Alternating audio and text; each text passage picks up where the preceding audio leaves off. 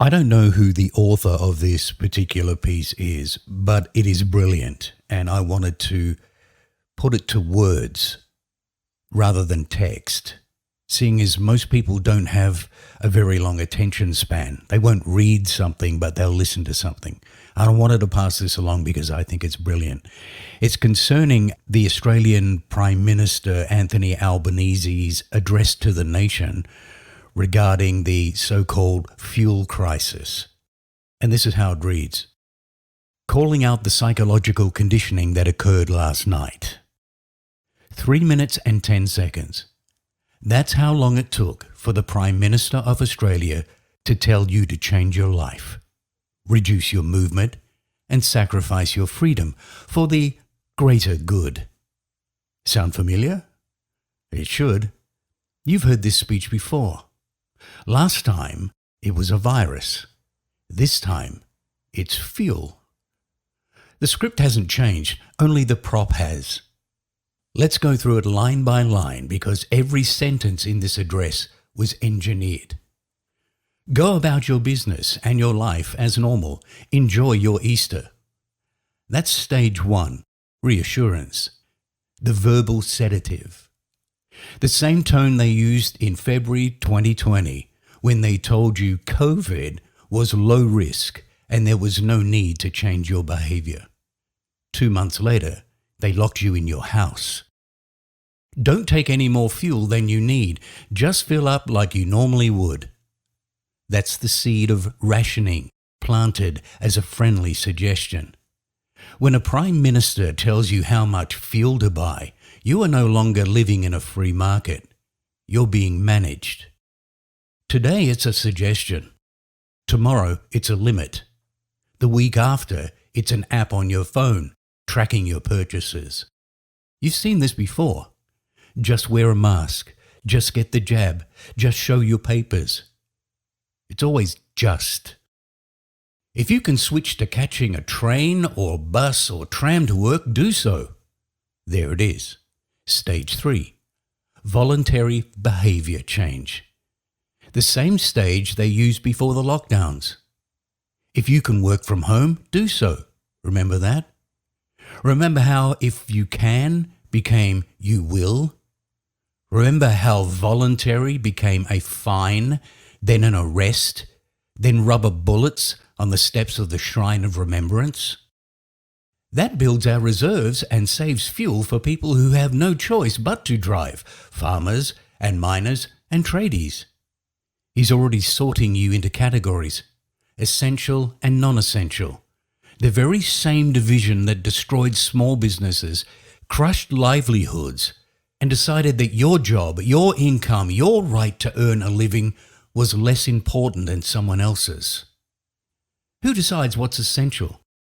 He does. Not you. Never you. If the global situation gets worse and our fuel supplies are seriously disrupted over this long term, we can coordinate the next steps together.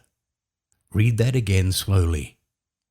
If the global situation gets worse and our fuel supplies are seriously disrupted over the long term, we can coordinate the next steps together. Coordinate the next steps. That's the language of control dressed in the clothing of cooperation. Together is the word every authoritarian government uses right before it acts unilaterally. We're all in this together.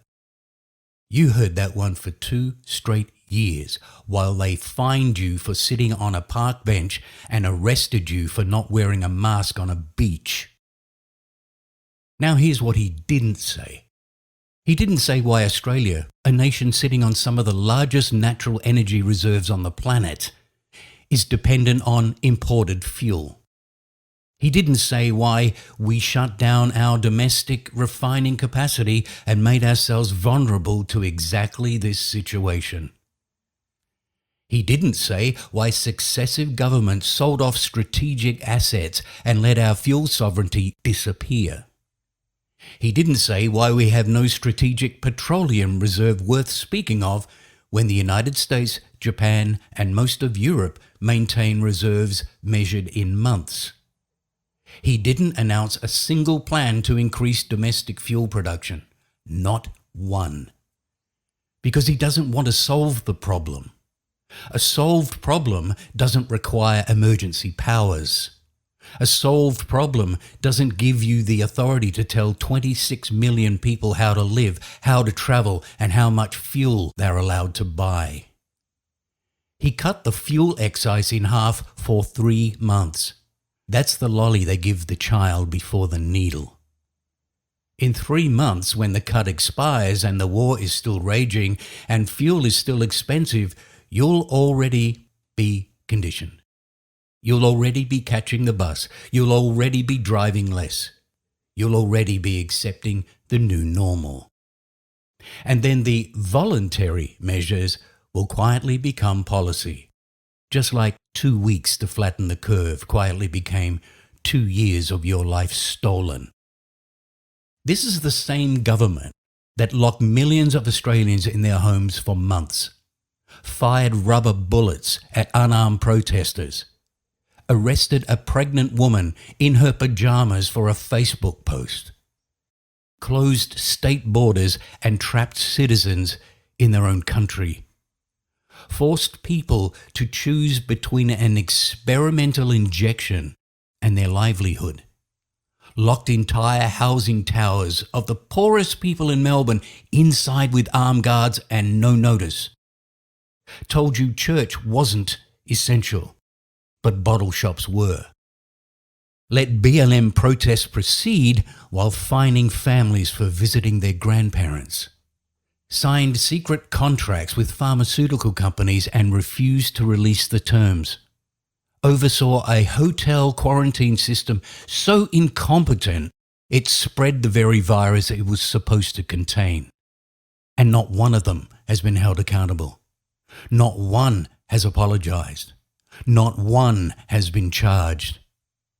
These are the people now asking you to trust them with your fuel supply, to voluntarily change your behavior, to think of others, to comply for the greater good.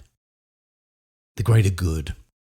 The two most dangerous words in the English language. Every atrocity in human history was committed in the name of the greater good. Every right you lost during COVID was taken for the greater good. Every freedom you surrendered was demanded for the greater good.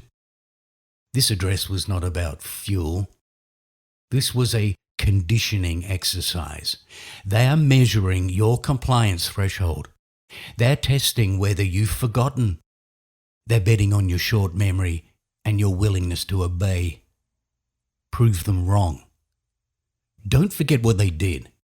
Do not trust the people who brutalized you to protect you. Do not hand over one more freedom to a government that has never returned the last ones it took. They're running the same play. Don't fall for it twice.